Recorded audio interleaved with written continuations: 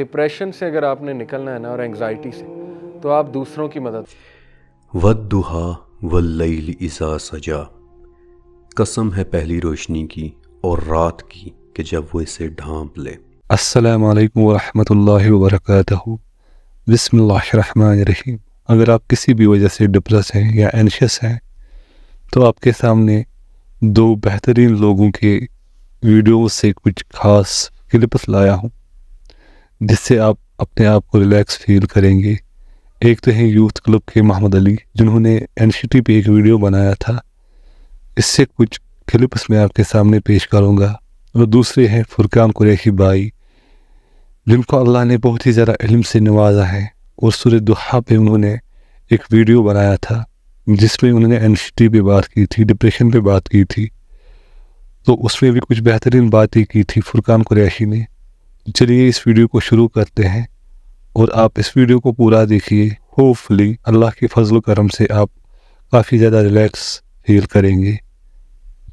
Depression से अगर आपने निकलना है ना और एंग्जाइटी से, तो आप दूसरों की मदद करना शुरू कर दें। लास्ट ईयर मेरी एक भाई से मुलाकात हुई और वो भी माशाल्लाह दाई हैं।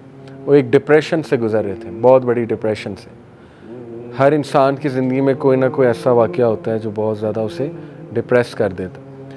तो उन्होंने ख़ुद अपना एक्सपीरियंस शेयर किया कि मैं सैलाब जब आया था, लास्ट ईयर सैलाब आया था ना, मैं घर से निकला और सैलाब ज़दगान की मैंने मदद की, कंफर्ट जोन से निकल के, और मेरी डिप्रेशन क्योर हो गई, डिप्रेशन ख़त्म हो गई। इसलिए प्रैक्टिकल एक्शन लें। अब जाहिर है हर कोई नहीं जा सकता शहर छोड़ के बाहर, तो अपने इर्द गिर्द एवेन्यूज़ ढूंढ लें, कम्युनिटी सर्विस की, सोशल वेलफेयर की, ठीक है, या ख़ुद शुरू कर दें। Don't wait for an organisation, अपना ग्रुप बना लें मोहल्ले का। जिस तरह साइकिलिंग इकट्ठे करते हैं, बैडमिंटन इकट्ठे करते हैं, फुटबॉल इकट्ठे खेलते हैं, तो संडे के संडे क्यों नहीं चिल्ड्रन हॉस्पिटल भी तो जाया जा सकता है ग्रुप बना के, ठीक है।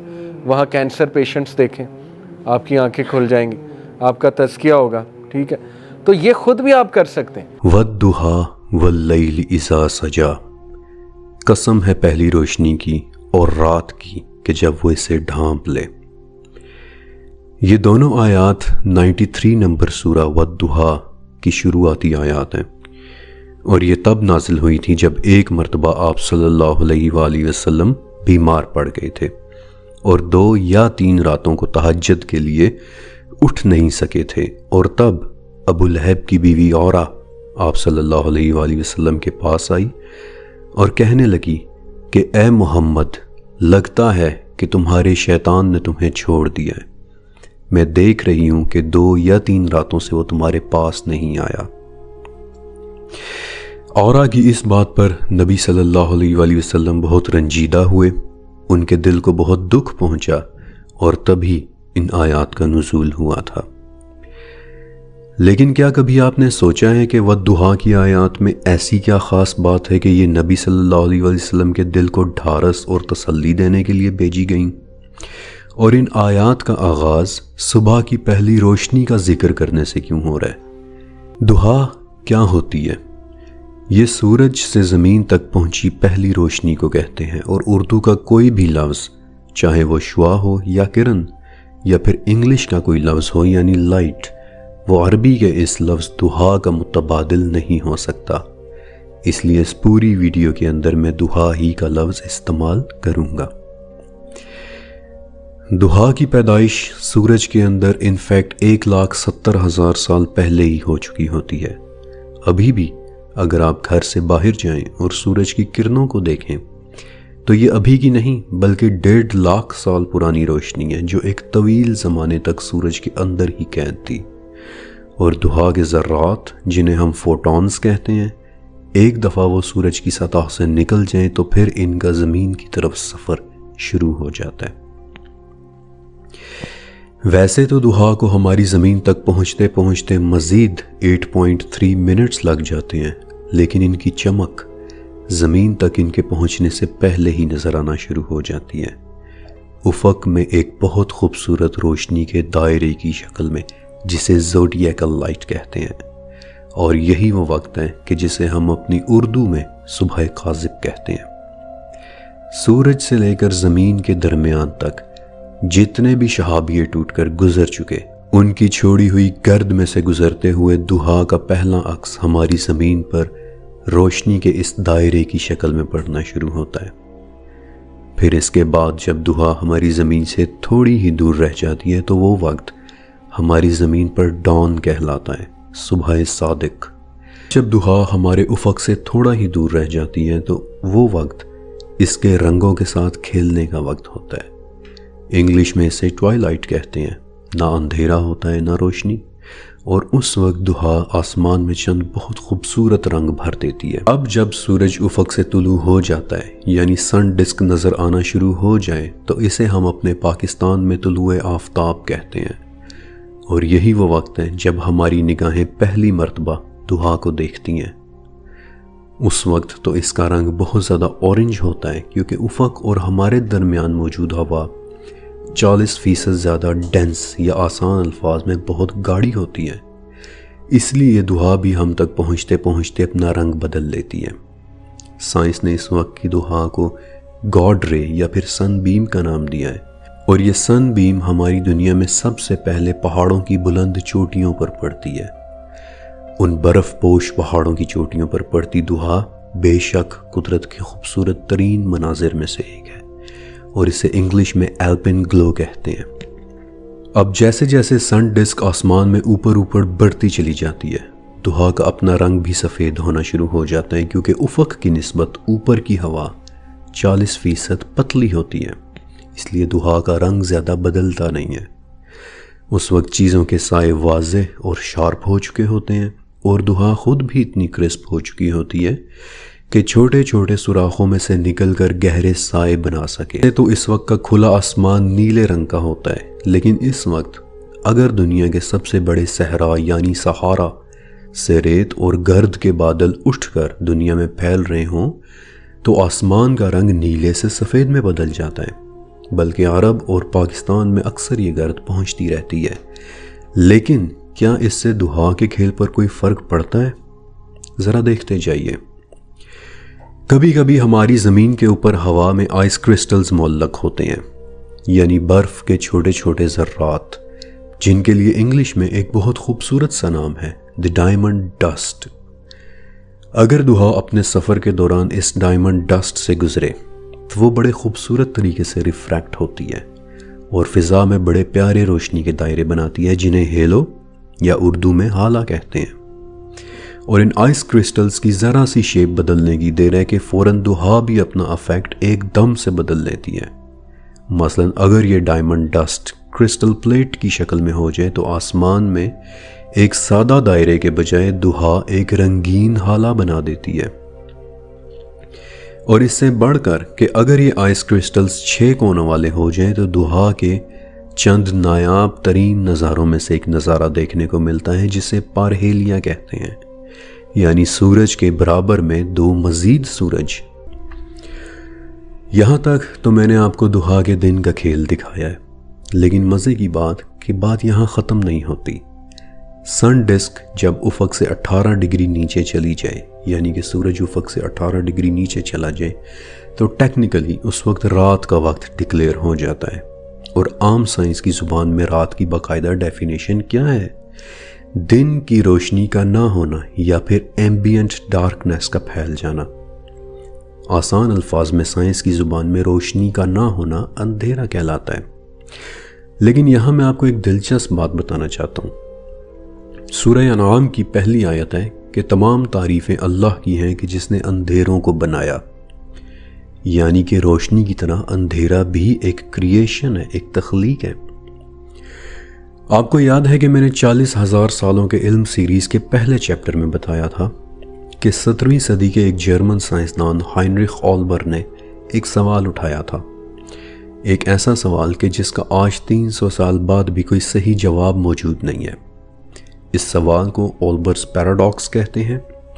آسان الفاظ میں اس نے یہ کہا تھا کہ رات کا اندھیرا ایک لامحدود کائنات کے نظریے سے ٹکراتا ہے، یعنی کہ اگر یہ کائنات واقعی لامحدود ہے اور اس کا کوئی کنارہ نہیں ہے اور اس میں ان گنت ستارے موجود ہیں، تو رات کے آسمان میں ہم جس طرف بھی دیکھیں ہماری نگاہ ایک ستارے پر ہی پڑنی چاہیے تھی، اور رات کا آسمان بہت زیادہ روشن ہونا چاہیے تھا۔ یا پھر اس سے بھی زیادہ آسان الفاظ میں وہ یہ کہہ رہا تھا کہ لگتا یوں ہے کہ جیسے اندھیرا نام کی کوئی فزیکل چیز واقعی موجود ہے کہ جو روشنی کو ہم سے چھپا رہی ہے۔ اب یہ اس قدر دلچسپ اور مزیدار ٹاپک ہے کہ میں آج کے دن اسے مزید چھیڑے بغیر صرف اتنا بتاؤں گا کہ لیل یعنی رات واقعی ایک فزیکل شے ہے کہ جو دھوا کو ڈھانپ لیتی ہے۔ اب سورج افق سے نیچے جا چکا اور دھوا نظر آنی بند ہو چکی، لیکن کیا یہ کھیل یہاں ختم ہو جاتا ہے؟ بالکل نہیں، بلکہ اس وقت یہ آسمان میں بہت بلندی یعنی 85 کلومیٹر اونچائی پر اپنا ایک بہت خوبصورت شو کرتی ہے، جسے نوکٹیلیسنٹ کلاؤڈ کہتے ہیں۔ یہ نظارہ دھوا کے پراسرار ترین کھیلوں میں سے ایک ہے، اور آج تک اس کی صحیح حقیقت واضح نہیں ہو سکی۔ فن لینڈ اور ایسٹونیا میں اسے نائٹ شائننگ کلاؤڈ یعنی رات کو چمکنے والے بادل بھی کہتے ہیں۔ اس بلندی پر ٹیمپریچر بہت کم یعنی -78 ڈگری سینٹی گریڈ ہوتا ہے، اور فضا میں میتھین گیس بھی بہت زیادہ ہوتی ہے۔ شاید ان تمام فیکٹر سے مل کر دھوا یہ خوبصورت منظر بناتی ہے، اور ان کی خوبصورتی ڈسکرائب کرنے کے لیے شاید الفاظ بھی کم پڑ جائیں۔ لیکن یہاں یہ بات یاد رکھیے کہ یہ بادل نہیں ہے، بلکہ یہ دھوا کی صرف اور صرف ایک ٹرک ہے جو رات کے آسمان میں نظر آ رہی ہے۔ اس وقت آپ جو بھی دیکھ رہے ہیں وہ چلی گئی ہوئی دھوا کا صرف ایک عکس ہے۔ آپ کو یاد ہے میں نے آپ کو آئس کرسٹلز یعنی ڈائمنڈ ڈسٹ کے متعلق بتایا تھا۔ اکثر یہ کرسٹلز رات کے وقت بھی فضا میں معلق رہتے ہیں، اور افق کے نیچے سے ان پر پڑتی دھوا زمین کی آرٹیفیشل روشنیوں سے مل کر ایک ایسا منظر تخلیق کرتی ہے جسے یہ ویڈیو لکھنے کے دوران میں نے بذات خود بھی ان کی خوبصورتی کی وجہ سے کئی مرتبہ دیکھا۔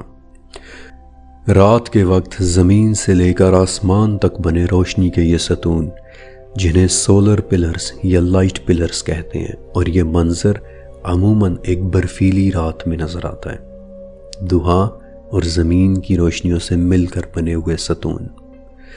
اور بالآخر میرے پسندیدہ اور دنیا کے خوبصورت ترین قدرتی لائٹ شوز میں سے ایک یعنی ناردرن لائٹس، جب سورج سے نکلی دھوا کے چارجڈ پارٹیکلز زمین کے پولز کے قریب آسمانوں میں گہرے سبز رنگ کی روشنیاں بکھیر دیتے ہیں۔ یہ روشنیاں پردے کی شکل میں بھی ہوتی ہیں، شعاؤں کی شکل میں بھی، اور دائروں کی شکل میں بھی، اور ان کا نام بھی قدیم رومنز نے اپنی دیوی اورورا کے نام پر اورورا لائٹس رکھا تھا۔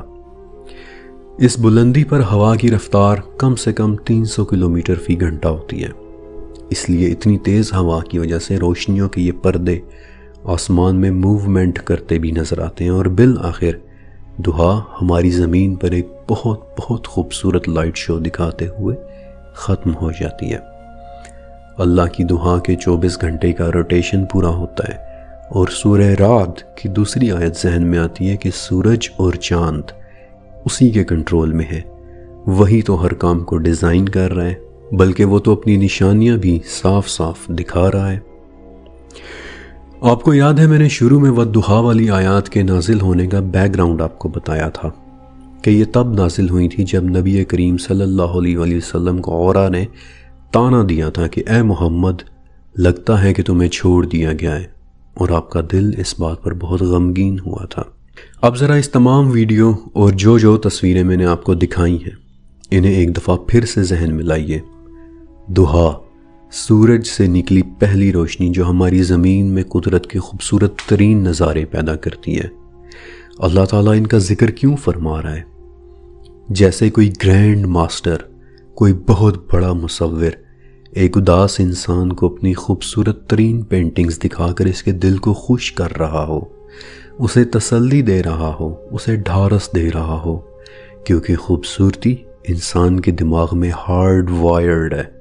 خوبصورتی کو دیکھنا ہمارے دماغ کے ریوارڈ سینٹر کو ایکٹیویٹ کرتا ہے، یہ ہمیں خوشی کا احساس دلاتی ہے، اور اللہ پاک اپنے بندے کو اپنی دعا سے بنائی خوبصورت ترین نشانیاں دکھا کر اس سے اگلی آیت میں کیا کہتا ہے؟ نہ ہی تیرے رب نے تجھے چھوڑا ہے اور نہ ہی وہ تجھے بھولا ہے۔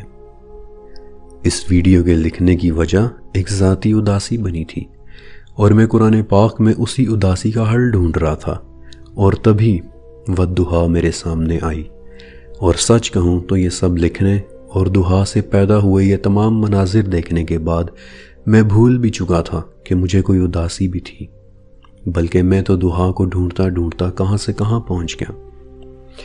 لیکن یہ سب یہیں ختم نہیں ہوتا، آپ نے اس سے بھی آگے کی آیات پڑھی، میں ان کا آپ کو مفہوم بتاؤں۔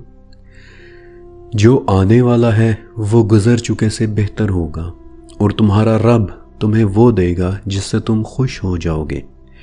کیا اس نے تمہیں یتیم پا کر رہنے کی جگہ نہیں دی؟ کیا اس نے تمہیں بھٹکا ہوا پا کر راستہ نہیں دیا؟ کیا اس نے تمہیں ضرورت مند پا کر تمہیں غنی نہیں کر دیا؟ ان الفاظ کو اپنے دل پر محسوس کریں کہ کیسے اللہ اپنے بندے کو اپنی دہا سے بنائے اتنے خوبصورت مناظر دکھا کر اسے خوش کر رہا ہے، اسے بتا رہا ہے کہ اس دہا کی قسم جس سے میں اتنے خوبصورت رنگ بکھیرتا ہوں، تمہارا دل سکون محسوس کرے گا، اور تسلی رکھو کہ میں تمہیں کبھی ایسے اکیلا نہیں چھوڑوں گا۔ اور میرا نہیں خیال کہ ایک دل رکھنے والا انسان ان آیات کو ایک دفعہ سمجھ کر پڑھنے کے بعد اپنی اداسیاں بھول کر اللہ سے محبت کیے بغیر رہ سکتا ہے۔